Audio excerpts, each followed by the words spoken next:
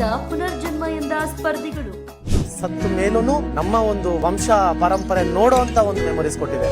ಕಾರಲ್ಲಿ ಹೋಗ್ತಿರ್ಬೇಕಾದ್ರೆ ಅಲ್ಲೇ ಒಂದು ಗೌರ್ಮೆಂಟ್ ಬಸ್ ನಿಲ್ಸ್ತಾರೆ, ಪ್ರೀತಿ ಕೊಡ್ತಾರೆ. ಎಲ್ಲೋ ಹೋಗ್ತಿರ್ಬೇಕಾದ್ರೆ ಮಂಜಣ್ಣ ಅಂತಾರೆ. ಅಂದ್ರೆ ಅಷ್ಟು ಕೊಟ್ಟಿದೆ ಬಿಗ್ ಬಾಸ್. ಈ ಮನೆ ನನಗೆ ತಲೆ ಎತ್ತಿ ನಿಲ್ಲೋ ಹಾಗೆ ಮಾಡಿದೆ ಈ ಶೋ. ನನಗೆ ಕರ್ಮಗಳನ್ನ ಕಳೆದಂತ ಜಾಗ ಇದೆ.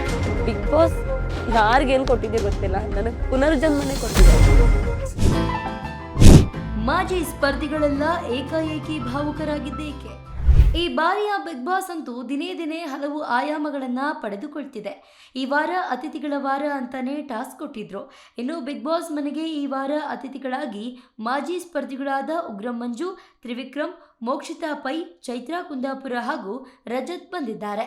ಅತಿಥಿಗಳಿಗೆ ಒಳ್ಳೆಯ ಆತಿಥ್ಯ ಕೊಟ್ಟು ಹೆಚ್ಚು ಟಿಪ್ಸ್ ಪಡೆಯುವವರು ಕ್ಯಾಪ್ಟನ್ಸಿ ರೇಸ್ಗೆ ಇಳಿಯುತ್ತಾರೆ. ಆತಿಥ್ಯದ ವಿಚಾರದಲ್ಲಿ ಅತಿಥಿಗಳು ಹಾಗೂ ಸಿಬ್ಬಂದಿಗಳ ಮಧ್ಯೆ ಜಟಾಪಟಿ ನಡೆಯುತ್ತಿದೆ. ಹೇಗಿರುವಾಗಲೇ ಅತಿಥಿಗಳ ಕೆಲ ವರ್ತನೆಯ ಪರ ವಿರೋಧಗಳು ಚರ್ಚೆಯಾಗ್ತಿದೆ. ಮಾಜಿ ಸ್ಪರ್ಧಿಗಳು ಬಂದ ಆರಂಭದಲ್ಲೇ ಗಿಲ್ಲಿ ಕಾಮಿಡಿ ಮಾಡಿ ಕೆಚಾಯಿಸಿದ್ರು. ಅಲ್ಲಿಂದ ಗಿಲ್ಲಿ ಮೇಲೆ ಅವರೆಲ್ಲ ಮುಗಿಬಿದ್ರು. ಕ್ವಾಟ್ಲೆ ಕೂಳೆ ಕೊಟ್ಟು ಗಿಲ್ಲಿಗೆ ಟಕ್ಕರ್ ಕೊಡುವ ಪ್ರಯತ್ನ ಮಾಡಿದ್ರು. ಸಾಧ್ಯವಾದಷ್ಟು ಗಿಲ್ಲಿ ಕೂಡ ತಿರುಗೇಟು ಕೊಡ್ತಿದ್ದ.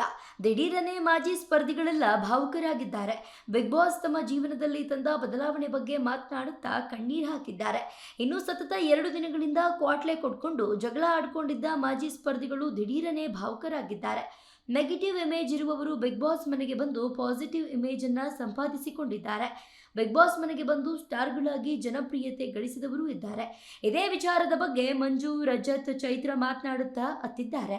ಬಿಗ್ ಬಾಸ್ ಮನೆ ನಮಗೆ ಸಾಕಷ್ಟು ಕೊಟ್ಟಿದೆ, ಅದನ್ನ ಜೀವನದಲ್ಲಿ ಮರೆಯೋಕೆ ಸಾಧ್ಯವಿಲ್ಲ ಎಂದಿದ್ದಾರೆ.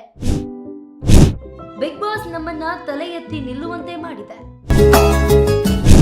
ನೆಗೆಟಿವ್ ಇಮೇಜ್ ನ ಪಾಸಿಟಿವ್ ಮಾಡಿದ್ರ ಸ್ಪರ್ಧಿಗಳು. ಇನ್ನು ದೊಡ್ಡಮನೆಯಲ್ಲಿ ಮಾತನಾಡಿದ ರಜತ್, ನಾವು ಸತ್ತ ಮೇಲೂ ಕೂಡ ವಂಶ ಪಾರಂಪರ್ಯ ನೆನಪಿಸಿಕೊಳ್ಳುವಂತಹ ಮೆಮೊರೀಸ್ ಬಿಗ್ ಬಾಸ್ ಕೊಟ್ಟಿದೆ ಎಂದು ರಜತ್ ಹೇಳಿದ್ದಾರೆ. ನಾನು ಎಲ್ಲೇ ಹೋದ್ರೂ ಬಂದರೂ ಜನ ಪ್ರೀತಿ ತೋರಿಸ್ತಾರೆ, ಅದನ್ನೆಲ್ಲ ಕೊಟ್ಟಿದ್ದು ಬಿಗ್ ಬಾಸ್ ಎಂದು ಉಗ್ರಂ ಮಂಜು ತಿಳಿಸಿದ್ದಾರೆ. ಈ ಮನೆ ನಾನು ತಲೆ ಎತ್ತಿ ನಿಲ್ಲುವಂತೆ ಮಾಡಿದೆ ಎಂದು ಮೋಕ್ಷಿತಾ ಹೇಳಿದ್ದಾರೆ. ಇನ್ನು ಕರ್ಮ ಕಳೆಯುವ ಜಾಗ ಇದು ತ್ರಿವಿಕ್ರಮ್ ಹೇಳಿದ್ದಾರೆ. ಏನೂ ಇಲ್ಲದೆ ಹಳ್ಳಿಯಿಂದ ಬಂದೆ, ಬಣ್ಣದ ಲೋಕದಲ್ಲಿ ಗುರುತಿಸಿಕೊಂಡೆ. ಬಿಗ್ ಬಾಸ್ ಮನೆಗೆ ಬರುವಾಗ ಕೂಡ ನನ್ನ ಬಳಿ ಹಣ ಇರಲಿಲ್ಲ. ಮನೆಯೊಳಗೆ ಬಂದು ಹಾಕೊಳ್ಳಲು ಬಟ್ಟೆ ತೆಗೆದುಕೊಳ್ಳುವುದಕ್ಕೂ ಹಣ ಇಲ್ಲದ ಪರಿಸ್ಥಿತಿ.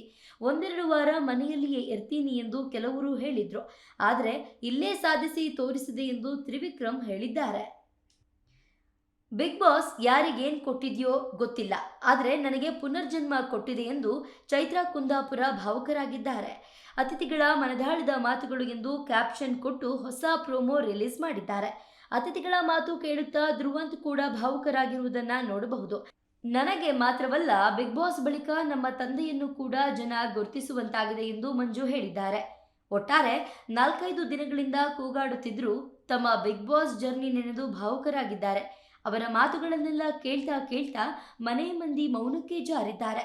ಇನ್ನು ಮನೆ ಮಂದಿಯ ಒಗ್ಗಟ್ಟು ಪರೀಕ್ಷಿಸಲು ಅವರನ್ನ ಮತ್ತಷ್ಟು ಒಗ್ಗಟ್ಟಾಗಿ ಇರುವಂತೆ ಮಾಡುವ ಟಾಸ್ಕ್ ಮಾಜಿ ಸ್ಪರ್ಧಿಗಳಿಗೆ ಕೊಟ್ಟಿದ್ದಾರೆ. ಅದೇ ಕಾರಣಕ್ಕೆ ಮನೆಯೊಳಗೆ ಅತಿಥಿಗಳಾಗಿ ಬಂದು ಎಲ್ಲರ ತಾಳ್ಮೆ ಪರೀಕ್ಷಿಸುತ್ತಿದ್ದಾರೆ. ಚೈತ್ರ ಬಾಯ್ತಪ್ಪಿ ಈ ವಿಚಾರ ಹೇಳಿದ್ರು. ಇನ್ನು ಈಗಾಗಲೇ ಗಿಲ್ಲಿ ವಿಚಾರಕ್ಕೆ ಮಾಜಿ ಸ್ಪರ್ಧಿಗಳ ಮೇಲೆ ವೀಕ್ಷಕರಿಗೆ ಸ್ವಲ್ಪ ಬೇಸರ ಇತ್ತು. ಆದರೆ ಈಗ ಬಿಗ್ ಬಾಸ್ ಸ್ಪರ್ಧಿಗಳು ಎಮೋಷನಲ್ ಆಗಿರೋದು ಅದನ್ನ ಮರೆಸುತ್ತಾ ಕಾದು ನೋಡಬೇಕಿದೆ.